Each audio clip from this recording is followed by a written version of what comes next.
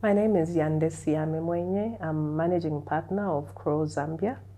Crowe is an international firm ranked 9th largest globally by network.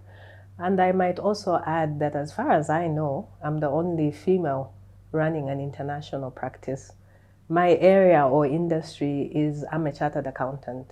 I'm also the only second female ZICA president. I was recently elected this year. My journey didn't really start on the accountancy path. That wasn't a natural choice. In fact, I had wanted to be a pilot. I applied to the flying school, ZAST, and I was even accepted. And I remember my father sitting me down, and he said, you know what, Zambia Airways is no longer there, and as a pilot, you need flying time. That's always critical. And being a Zambian, it's easier for you to find a job in country than outside. So he then went on to talk to me about the accountancy profession and how we need accountants in every organization, in every industry. So he then said, think about it. My father is not an accountant. He's actually an economist. But at the time, he was Auditor General of the Republic of Zambia. I thought about it and I went back to him. I said, you know what, Dad, I've thought about it, so I'm going to be an accountant. This was during the week, in the middle of the week, I think. And he told me, he says, oh, I've already applied for you to the accountancy training college, so you're leaving on Saturday. Clearly, the decision wasn't my own, but he allowed me to believe that. So I went off to college, I did my training, and then from there I joined one of the big 4 firms. Now, in that environment, I was allowed to grow. I learned about teamwork. I learned that a win for me was a win for everyone. But in the same vein, if I wasn't doing well, because of that culture that we had, I was allowed to thrive. I was encouraged by my peers, by the partners, and I really enjoyed that time, and it formed who I am today as a chartered accountant. So from there then, as you can see, I then became managing partner of my own practice. And now I'm at the helm of the accountancy profession, being ZICA president. So in a very short way, that is how the journey has been.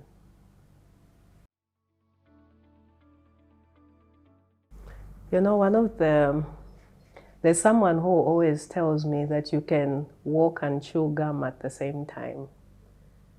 Meaning you can do more than one thing. You don't have to stop because you're focusing on something. I'll give you a typical example. When I was operationalizing Crowe, Zambia, it was exciting. I had to look for clients as well as build the firm, and I mean literally. So this is from buying the kettle in the kitchen, buying the laptops. And it can be a challenge because you're doing admin work, you're doing your professional side, it's a lot. At the same time, you have to find the right talent. Who are these people who are going to work for me to actualize this dream or grow this firm? So then you have to train, you have to equip them with the right tools. And then COVID also hit. None of us planned for that. We all thought maybe it would be for a month or 2, but it went on and on. And I think that was one of the biggest challenges I've had to face. In fact, all of us. Because we were affected not just from a business perspective, but even personally, even down to my staff. And it was a very difficult time. But one of the most important things is knowing that you have to keep going. You have to keep fighting, and you shouldn't give up. So that kept me kept me going. And the lessons in knowing that I also had a responsibility to the staff, to the clients, and even to myself. I'm not one who's given to giving up. One of the things we should never underestimate is it's hard to be successful, but it's even harder to stay successful. So someone told me that in everything that you do, let your beginnings be few. You can't keep on starting.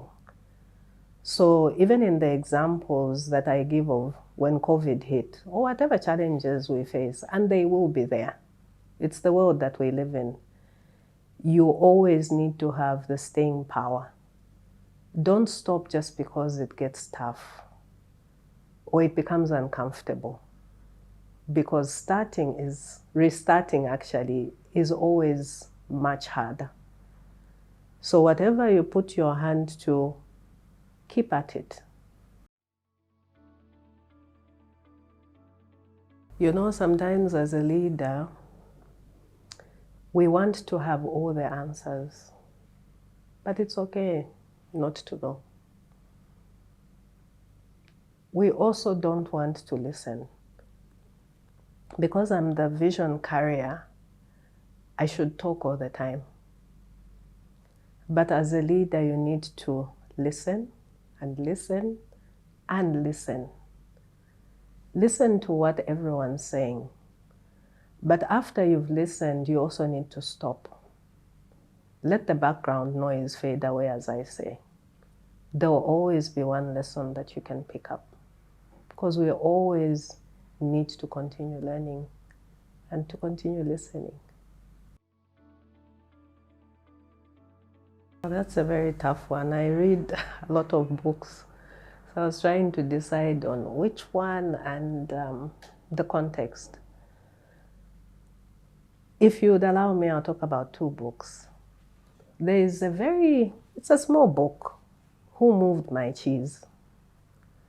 I really love that one because it speaks to us not settling. We always need to move.